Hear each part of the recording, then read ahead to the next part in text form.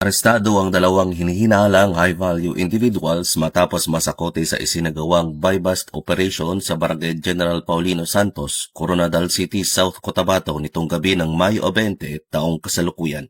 Isinagawa ang operasyon ng mga tauhan ng Coronadal City Police Station City Drug Enforcement Unit, katuwang ang South Cotabato Police Provincial Drug Enforcement Unit, South Cotabato Police Intelligence Unit, 1st South Cotabato Provincial Mobile Force Company, at sa koordinasyon mula sa PDEA 12. Nasamsam sa operasyon ang tinatayang 150 grams ng hinihinalang shabu na aabot ng mahigit kumulang 1.2 million pesos. Isinagawa ang inventaryo ng mga ebidensya sa harap ng mga sospek at kinakailangang mga witness alinsunod sa itinakdang proseso sa anti-illegal drugs operations. Nahaharap ang dalawang sospek sa kasong paglabag sa Section 5 at 11, Article 2 ng Republic Act 9165 o ang Comprehensive Dangerous Drugs Act of 2002. Samantala, patuloy namang pinaigting ng South Cotabato Police Provincial Office ang kampanya kontra iligal na droga bilang bahagi ng pagpapanatili ng kapayapaan at kaayusan sa lalawigan.